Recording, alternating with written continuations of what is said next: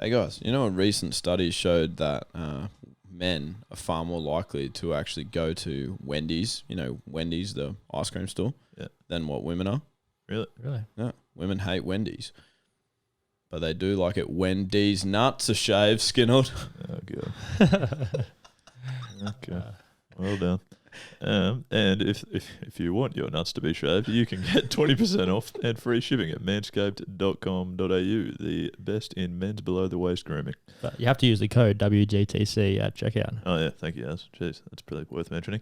And I've got a little story about why you might need to have D's nuts shaved. I'm casting my mind back a few months before I moved out of home and stuff. I had a night out with one of my mates and probably had a few too many beers, and we came back to he was going to sleep over at my house. No dramas. I just got home a little bit pissy, just got straight into bed, and I was in the habit of sleeping naked. That's fine. I was apparently also in the habit of sleeping with the door open. Probably not so fine. Not as fine. Probably not as fine. And he's woken up early to leave, get an Uber home, walk straight past my room, and copped a gobful of... Oh, I hope not actually a gobful. Not an actual gobful, but, an eyesore, yeah. Not the greatest sight to stroll past. A big old hairy George W. Bush and the Persian rug. I'm thankful that I've picked up one of the Manscaped Lawnmower 3.0s, and I haven't had that problem since. Well, it is good news, Skinner. Manscaped has just launched in Australia, and they obviously offer precision-engineered tools for your family jewels. Yeah, I love my Lawnmower 3.0. It has a light, it's waterproof, lasts for 90 minutes, battery life, has a ceramic blade for easy trimming. It's got it all, really. Yeah, absolutely. And guys, you can experience that as well for yourself. You can get 20% off and free shipping with the code WGTC at manscaped.com. That's 20% off with free shipping at manscaped.com. Don't forget to use the code WGTC.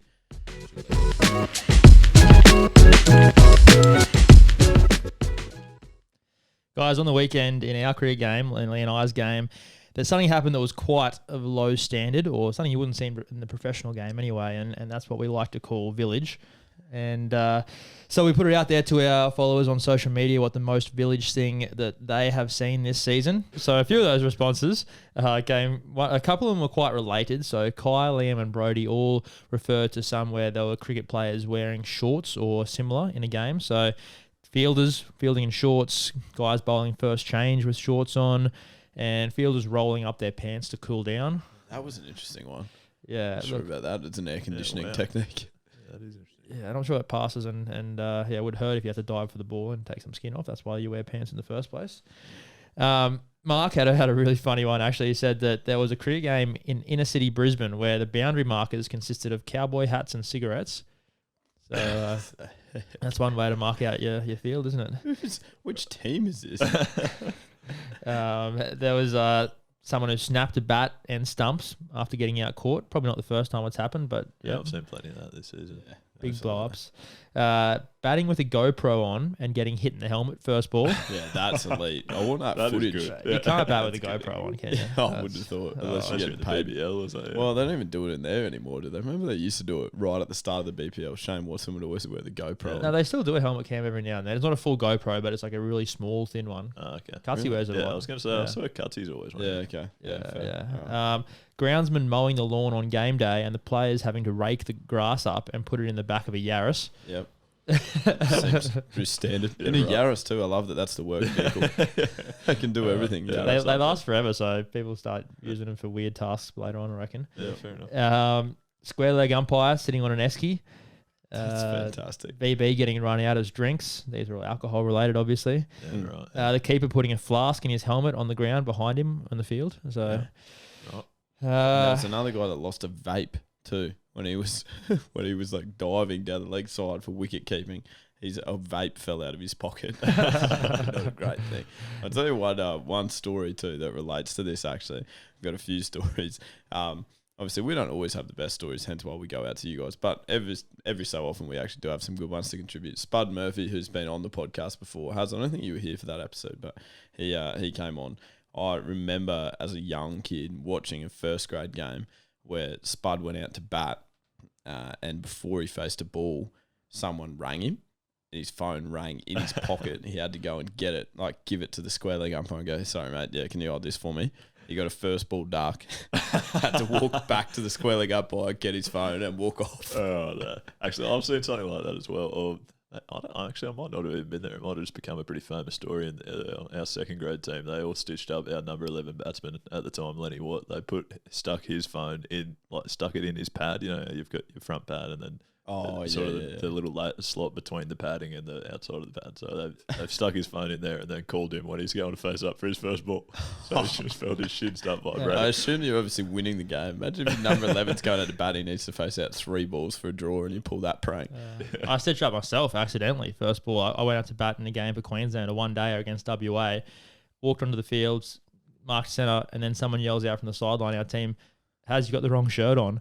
I'd put on the Queensland one-day shirt from the year before. I'd mistakenly, because I had some at home, obviously some of every year, and I mistakenly packed the one from the year before in my bag and put it on to bat. So someone had to run out my shirt from this year, and I had to take my shirt off and switch it over before the first ball was bowled. Recently, was it? Yeah, in Sydney in the one day is last season, I reckon. I got 100 that game too. Well done, They literally had to come and say, "No, mate, you're not wearing that shirt." Yeah, the new sponsors and stuff too. They would have blown up. Yeah. I've got one other one if we've got time. Actually, in a game a few seasons ago, we got it came to a second inning, so everyone had sort of given up on it a little bit. And our bowlers have been blowing up at our slips cordon all season because we never take catches or anything. We were punching everything. And I swear every team says that exact same thing. Every standard fast bowler basically having that argument. We're in the second innings. I think it was over at Valleys, and our second slip, maybe even our captain at the time, Cameron French, came up with the brilliant idea of a straight slip cordon. So instead of the normal stagger, one's pretty deep, two's up in line with the keeper, we just all stood in a dead straight line for one ball. One ball. Can't cost us that much. Yeah. And Nick, straight between us, 4. Just threaded the needle perfectly and went for 4. Had a catching height. Remember, in Wanderers games, we used to do the slip fielding roulette where you had to close your eyes for one ball when there was just no chance a batsman was going to get out. No. You'd be in the slip cord and just he's hit the last 10 balls for 6. Everyone closed their eyes. And I've never got done with it, but it was pretty scary. Yeah, but usually you just heard a crack of it going for 6 again. Okay, well, I'm not in strife here. But if it ever had been nicked, it would have done some damage. Yeah, that's dangerous. Very silly game. Yeah. But we mentioned that village incident in one of our cricket games on the weekend. So we've got someone to call and ask him to explain what happened for us. So Gode, on the weekend, Valleys Redlands, your last red ball game for Valleys. So congratulations on a great career first. Thank you. And I thought you might want to run us through the events of your last few balls of your red ball career. So how did they play out? How long do we have? A little bit for you. Probably more of a question for Dave than you, really, isn't it? Yeah, so, that's right. Exactly. Okay. All right. So Millie was bowling. I hit a cut shot to Smithy at gully, who sort of came forward, fingers down, and sort of came up with the ball. He thought he caught it, but both umpires said no, he didn't catch it. So I sort of stood there. There was a lot of arguing, and I kept getting asked, "Oh, are they having a go at you?" But it was no one actually had a go at me. It was a lot of arguing between the Redlands wicket keeper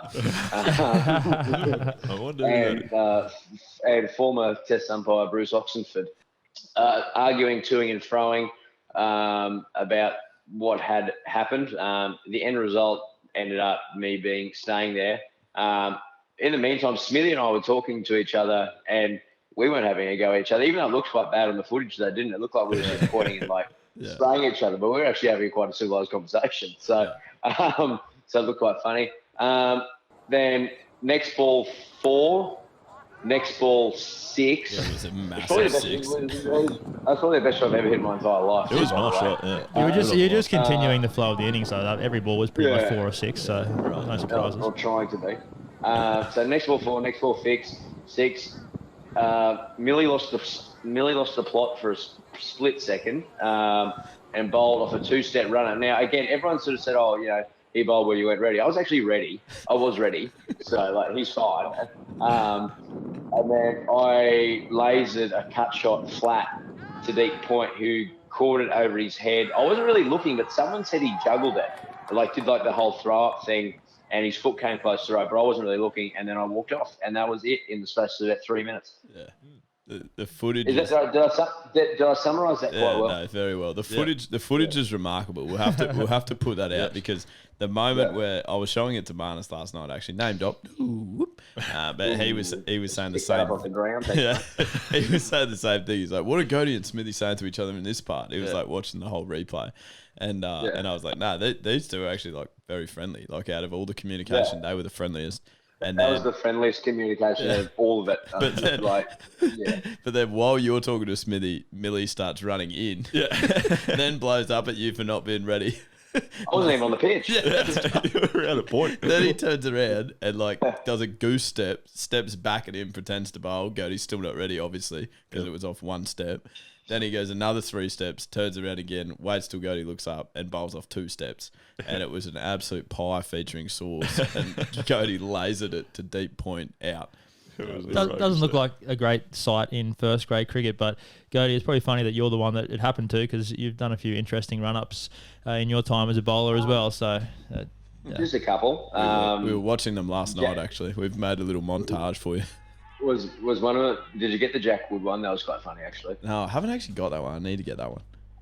Get that off Jack Wood. Look, to be fair, like I do it a lot of time when they're 2 for 4 million, so and just to try and bring a bit of entertainment to the ground. So it was just a strange 4 minutes, but I mean, look, it is what it is. It was actually the footage actually looked so much worse than the actual incident itself. So it was quite funny actually.